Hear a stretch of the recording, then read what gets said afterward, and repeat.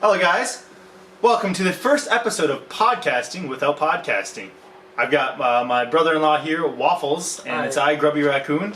Today, it was a monumental day. It's the first time I've been in the theater since March, when I went to go watch Onward with my girlfriend at the time. I haven't watched a movie since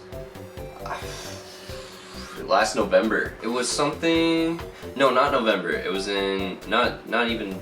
It was in between. What is November? No, it's November, December. It was right when November was changing into December, and I'm pretty sure me and Sarah went and watched. I don't know, something that she wanted to watch though. Okay. Well, because I know the last movie that we saw together was Joker, which maybe we'll do a video out of another time. But yeah, so we watched the New Mutants. We live in Duluth, so we had to drive down a hill to go get there, and that was fine. It was getting up the hill that was slightly terrifying with road construction. Going down the hill is also kind of terrifying, especially when it's super high traffic most of the time. Yeah. And it's like literally at a 90-degree angle. It's terrifying. It's terrifying. But so New Mutants. Obviously everybody knows kind of the story behind it, that it was supposed to come out like early April of 2018, and then kept getting postponed because Dark Phoenix was coming out, and then they're like, well, then we're doing, or not Dark Phoenix, what was coming out? Deadpool 2 was coming out, so they pushed it, and they're like, oh no, Dark Phoenix is going to be coming out, and then Dark Phoenix kept getting pushed around, and then you've got the whole Disney acquisition of Fox, and there's a lot going on. There's rumors of reshoots. There was a rumor that they literally added an entire new character. But I think the director, Josh Boone, I think was the director. I think he came out at a point like about a month ago saying none of those rumors are true. The movie is what it is, and that's it. Yeah. So kind of with that history from my personal bit going into it, I was very hesitant. Also, letting you all know, I haven't seen a single X-Men movie, and so going into this was just outside of Deadpool. Outside of Deadpool and, Deadpool 2, just anything that involved Deadpool, this is my first time ever watching a X-Men, exclusive movie, that's just purely based on, mutants and stuff, so. And, actually, on top of that, what were you expecting? I don't know, because you haven't seen much of X-Men, so I'm assuming you don't understand, I don't want to say understand, you don't quite fully grasp the concept of X-Men. Yeah. Kind of like a little tidbit, X-Men is very much about, it's kind of about racism and being inclusive, because the X-Men are the society outcasts, and the regular humans, anybody that doesn't have these mutant abilities, are they're I don't want to say the high superiority, but they're what are on top, and so it parallels a lot of racism. The majority and minority, that kind of stuff. A lot of that stuff. So that's what X-Men is. More or less a massive theme going on. Yeah. Did you get that out of this movie? This whole time, because it's considered a horror movie, so the whole time going into it, I thought it was going to be spooky, it was going to be something that is not even close to the Marvel movies that I've been used to. MCU and yeah, and I thought since Marvel is such a great studio, they would come out with such a great and different take on this movie, but Marvel is not a horror film studio, and I don't know exactly who directed it, who has the experience in directing it, but I know that was supposed to come out 2 years ago, and maybe it would have been, more of a shock to me than it was, going 2 years after the push date. But we're also entering kind of what I think is now being called the superhero fatigue phase, because from about 2008 to about 2019, superhero movies were being pumped out left and right. And this year, there have been 2 so far, if that. Yeah. Maybe New Mutants is the first superhero movie. No, Birds of Prey was the first. So this is the second major film. Right. But I don't know. But it was definitely something that I wasn't, going into it, like I said, I thought it was going to be something super spooky, and I know that Marvel's not a horror film studio at all or anything like that, so I was looking for a surprise, and I think I got the surprise that I was going in there for, but it wasn't what I expected, Yeah. which is a surprise. Which, funny enough, I remember looking a while ago. I think that this director did Fault in Our Stars. Pretty sure that's his film that he directed. That is not a good. Well, and it's weird. This is kind of moving into like a post thought, but I want to kind of get it out there real quick because Fault in Our Stars deals with this heavy dynamic of like, you know, kind of young kids finding their way, and that's about what New Mutants should be about. But it never pulls it off. Yeah. But we'll get into that. I just kind of want to throw that in there where this is the director that has handled these kind of concepts, and I thought it would, like, you know, he could actually handle it. And they kind of dip into it, but Yeah. not really. Which explains some of the stuff in the middle, but we're going to get into that part next. So basically, our kind of, before going into the film thoughts, I was very hesitant because of the history with this film. I was excited originally when it was going to come out because it's like, oh yeah, horror, Marvel. We haven't had too many of that. Blade, the Blade trilogy is about what I can think of prior to this. So going into it, I was hesitant, but also excited for something new. It did, you don't need to follow the basic superhero formula for a movie, but I was excited, and but 2 years later now I was very hesitant, and it's very much coming off the backbone of what do people say, the Backstreet Boys? Yeah, something like that. Yeah. It's coming off of the Backstreet Boys, tour, even though it's still going on. So there's just a lot of weird timing with this movie, and you can kind of tell that the studio, they just dropped it just to drop it, so that way they can move on because of a requirement. Right, and my before thoughts going in, straight in, was, I had high hopes for this movie. I still feel like if they do a sequel to this movie, I will have high hopes because they'll critique everything that they might have had wrong throughout that movie, and the characters will be more mature because, again, the movie is based on, children. Yeah. And so after we see how much more they are developed in their skills and stuff, that would be amazing to see. But I went in with high hopes, but now we're going to have to discuss about what we got into the movie. Diving into the film. Yeah. It opens up with this very dark scene, and I literally could not tell what was going on. I mean, you even leaned in, you're like, I honestly couldn't see what was going on. Yeah. It was literally dark. Like, everything in there was no color or anything like that. Like, things were tipping over, things were exploding, but there was nothing, you couldn't see anything. Like, I know that they're trying to, like, hide, it's a tornado coming through the scene, and she's running away from it, and they're trying to, divert the idea that, maybe there's something else, but, like, they could have also just... I don't think that works as a mystery because it's about 10 minutes in where, like, she's then talking to the doctor, Dr. Reyna or something like that, and she literally says, they were killed in a tornado, but you and I know that there wasn't a tornado, so it's like, what was the point of that? Yeah.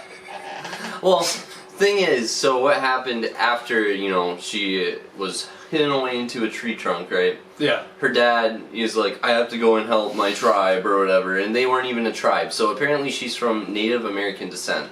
And this whole time they're in like a tiny town. It's kind of like a reservation type of town, but it's not like tribal. It's not like... You don't even see anybody. This is just information that you're kind of told. Yeah, exactly. And I mean, when she wakes up in the very beginning of the movie, she's in like a very modern house, very modern society. But moving on throughout the movie, she explains it like she has been very spiritual the whole time, like very, you don't really down to nature, that kind of stuff. But her dad goes back after she's hiding inside of this type of tree thing. He flies out. And, he's dead or whatever. She starts crying, but then she starts running, even though, she's terrified. She's a terrified little kid. And then she talks about, and, further into the movie, she starts talking about how she's not supposed to be afraid, and she's not afraid of anything. But even though the whole movie, so you kind of find out, you're trying to figure out, okay, spoiler, but they spend about probably 75% of the movie trying to figure out what her superpower is, what her mutant ability is, and you find out that it's based off of fear. It's diving deep into your psychosis, your deepest, darkest secrets and your fears, and pulling them out into like the real world. Although we don't know if that's necessarily being brought into the real world, or if it's just sort of an illusion, because at times it presents itself like there's a scene where Roberto or Robert or whatever his name is, Barato or something, and this other chick played by Anna Joy Taylor, I don't remember what her name was. She didn't even say her name. And there's a scene where they're making out and kissing in the pool, and they're about to get the dirty dance on with no pants, but then they pull out. That's not a good one. She like they pull away from the kiss, and because of whatever he's dealing with, and then she like just disappears, and then you find out like she was never there, and it's just like, so was that more of an illusion? I mean, you present the idea that it's an illusion, but also the physical entity just disappears, and that's where they could have been there. These entities could have been there, because later you see these smiley men actually chasing after these people and hurting them. Right. Where other parts, it's like nothing really happens, because one character touches a washer machine and literally is transported to another point to a previous point in his life. Not like time travel, but like he visually goes there and he's just seeing everything and experiencing everything, but he doesn't get physically hurt. No. Other than the point where he comes out and he gets like smashed into whatever is behind him. But it was weird when he was going up to that washing machine, because there was another hand on the other side. Yeah. And then all of a sudden he's teleported into a brand new universe, when the whole time, whenever there was other illusions, that never happened at all, ever. Yeah. So, you know, it's really strange how they did this illusion thing, but, you know, made sure that this guy wasn't hurt this time, but then later on, you know, people were being affected by their illusions. Yeah. And all that kind of stuff. It didn't really keep up with the pace of things. Yeah, and like, I mean, and that's just like the main character, because there's what, 5 characters. You've got, I don't remember any of their name. I think the main lady was Daniel Moonstar. Then you had what I believe is supposed to be the character Wolfbane. Then you have, which is played by Maisie Williams. She was good in it. Yeah, I liked her. I mean, her name was Rain in that. Okay, her name was Rain. Yeah, okay. and then Danny was the telepath. Yeah, we're just calling her a telepath. The one that feeds off of fear. Yeah, or something makes them come to life or whatever. Which apparently is the character Mirage, which I don't know a whole lot about X-Men, but you know, we've just Wikipedia'd this we stuff literally after, because we were like, who are these people supposed to be when they grow up or whatever. And then Roberto is I think he's supposed to be a character called Sunspot, which I know is in a previous X-Men movie. Has nothing to do with this. And you know, he can control.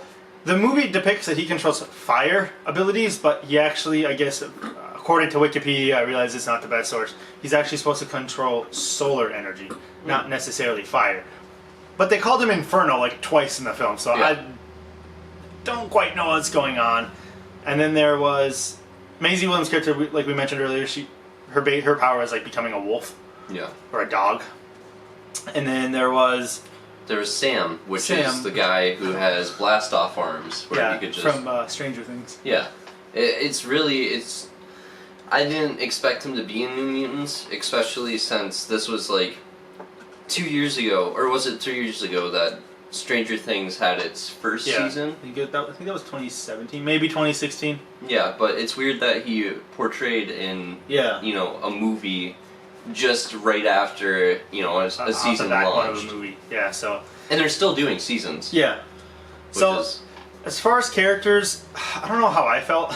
They didn't really gel together, and I think part of it is because this movie was like an hour and 40 minutes. And so you got all these elements of what would probably be a good mini-series, but overall, it's just a kind of a bad blend. Bad blend of characters. Like the romantic connection between Danielle and, what'd you say, Rain was decent. That's kind of where that Fault in the Stars bits work, but they don't really do too much with it. And the dynamic between Anya Joy Taylor's character, which is the blonde girl with the psychic sword energy beam thing. Yeah, apparently she's magic. Yeah. She has a pet dragon now, or something. And the main character, Danielle, they have a decent connection with the rivalry. But as far as the other two characters, the two guy characters, it really does nothing. Yeah, they're just out of place. Like, I mean, they have a backstory somewhat, but like, it's briefly explained. You see what happens to Sam, which, you know, he gets teleported back to the mine, and then you can see what happened. But Robert, he just has like a wallpaper on his phone of his girlfriend, and that's how you know that was his girlfriend, because they had a picture together. And then he just talks to the entity. Magic, we'll just call her Magic, who he thinks is magic, but is whatever his entity or fear is. Yeah. And so, you know, the girl that he was making out with in the pool or whatever, and then he started steaming up, he was like, this is, you know, I burnt my girlfriend. And then that was his origin story of how he got there. He burned her to death. Yeah, so, and it's weird because these origin stories are, like, kind of told up until the final act of the movie. So you spend 2/3 of your film introducing characters. It's almost worse than Suicide Squad, which Suicide Squad spent probably the first 40 minutes of its 2-hour runtime, but that's like literally jumping from character to character to character. This movie isn't doing that. It's literally like bouncing between characters to tell the whole story. Yeah. And overall, the characters didn't work for me. Yeah. I mean, a couple of the relationships worked, but I think because you had these other two characters that you're trying to introduce and do their backstory, it didn't work.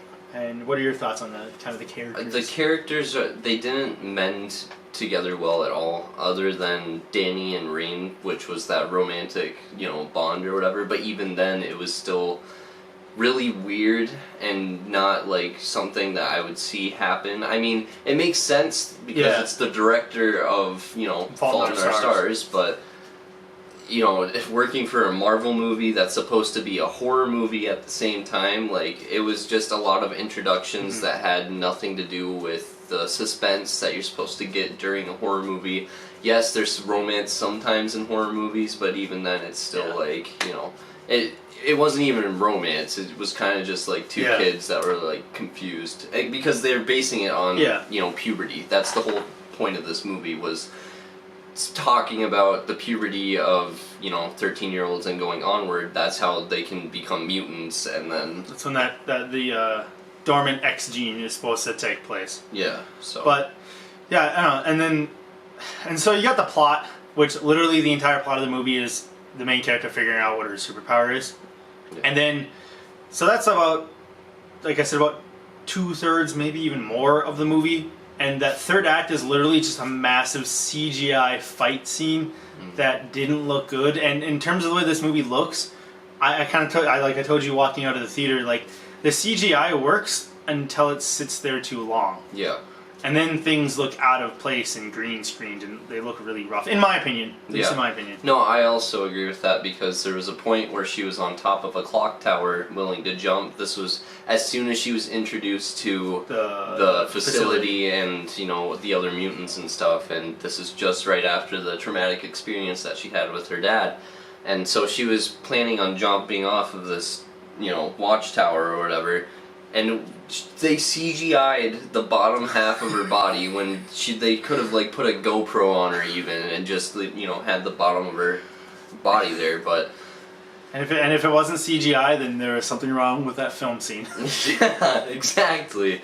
Like, it's just not. It's not good. It's not good to have a teenager in that type of situation, especially when it's supposed to touch so close to so many different bases. Especially now, furthering in the generations. Having a suicide scene like that with a 16-year-old, that's no good. I mean, 2 years ago, maybe it might have came clean, but I mean, especially with the Backstreet Boys stuff going on, like, suicide rates are a little bit higher than normal. You know, because they're singing. Anyway. Yeah, exactly.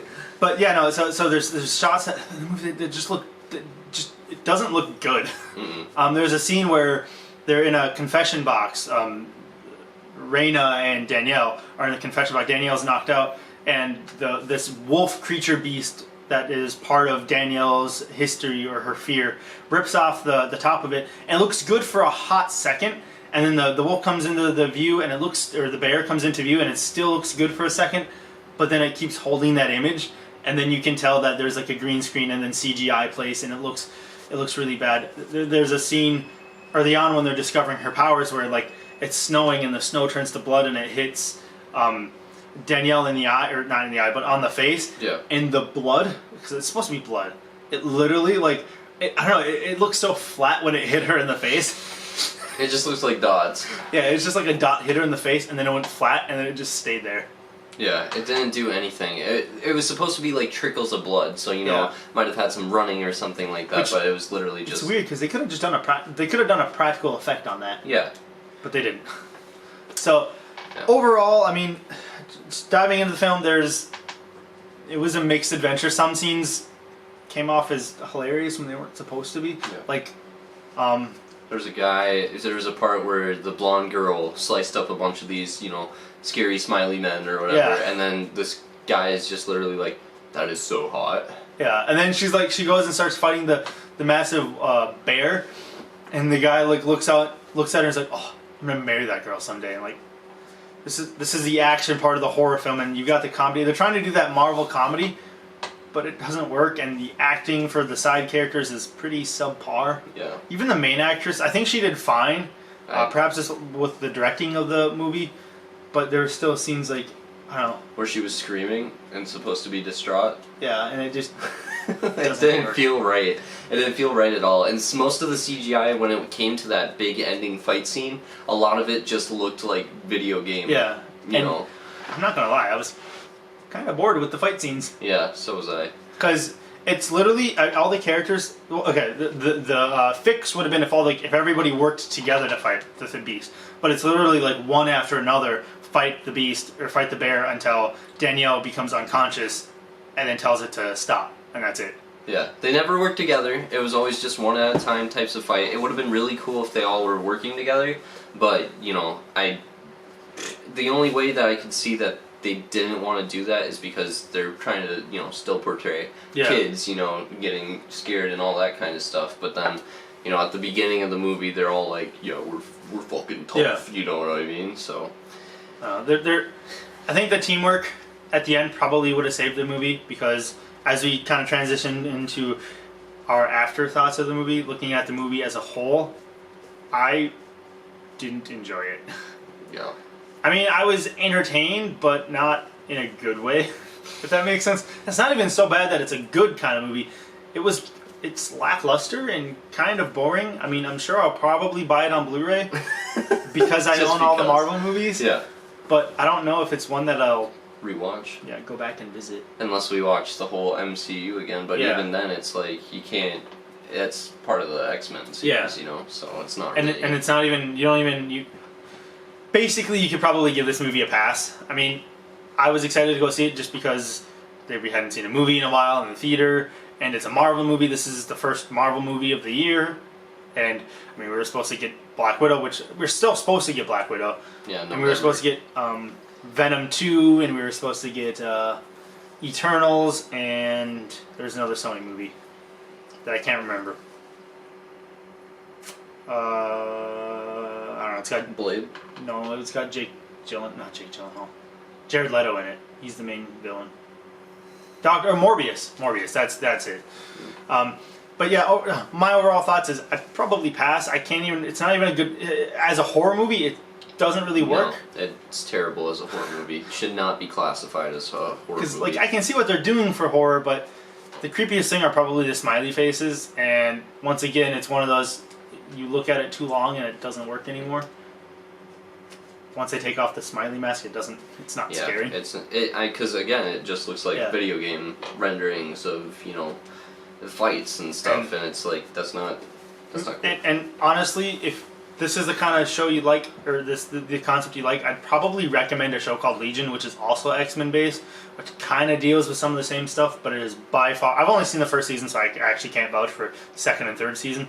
But I really enjoyed the first season. It's only like 8 episodes, and I highly recommend that over this monstrosity. Yeah. Well, in my opinion, my overall thought on the movie is I did enjoy it.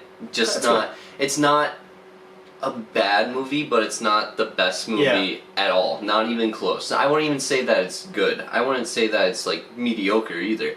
It's on that level of like super trash and bad, and it's not super trash, but it's like bad. It's not.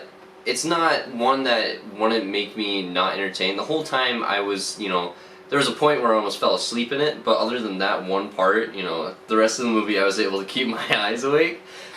I know what you mean. To be fair, we were in lounging seats, which were really nice, but majority of the movie has, like I said to Grubby, when we got 50 minutes into the movie it finally felt like it was going to pick up, and then it just stayed at that pickup. Like, it didn't pick up even higher. Like, there was a climax of the movie. There was no climax. I think, literally, the only moment that got me a moment was because you find out the corporation that Dr. Raya, or whatever her name is, you find out that she works for Essex, and I because I thought, oh, maybe they're actually going to do something with Mr. Sinister. No, that's about all you get. You get, I mean, in terms of X-Men stuff, you get the word mutant, you get Essex dropped, and you've got they talk about the X-Men for a hot minute, and that's about it that you get in terms of connecting it to the X-Men universe. Which I know the idea was to disconnect it at one point, so that way, like, if it does successful, Disney would be like, okay, yeah, we greenlight a sequel because it's probably going to be cheap, but I highly doubt that's going to happen. Yeah, and.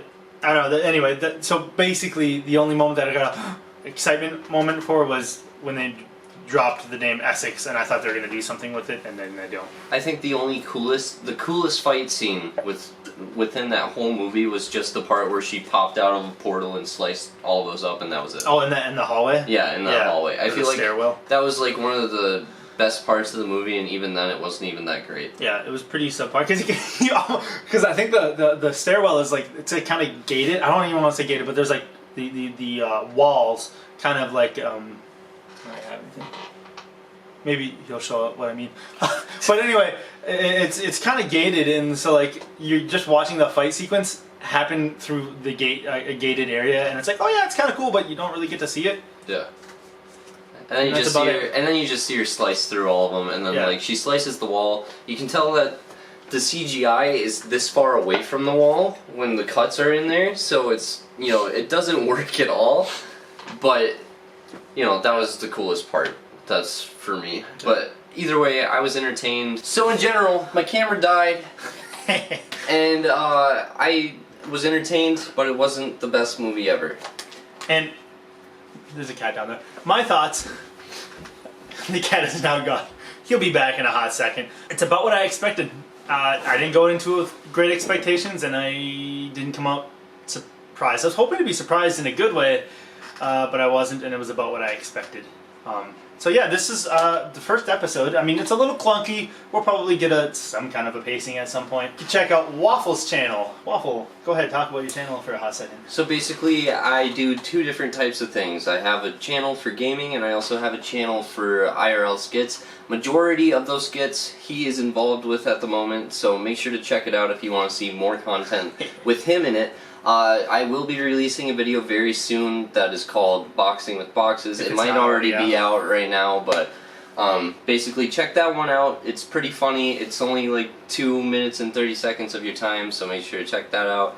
But yeah, if you want to see more content with him in it, come check me out, because it might not be the greatest thing, but it's a lot of fun to make, and that's all that matters. Yeah, we're not doing this for any type of profit or anything, but it's fun. And then you probably see another video coming up of probably a little bit of a life update from me, just to tell you that the channel is going to be a bit different. So as you could probably tell with this kind of video. So yeah, as always, till next time, guys. Adios. Ciao.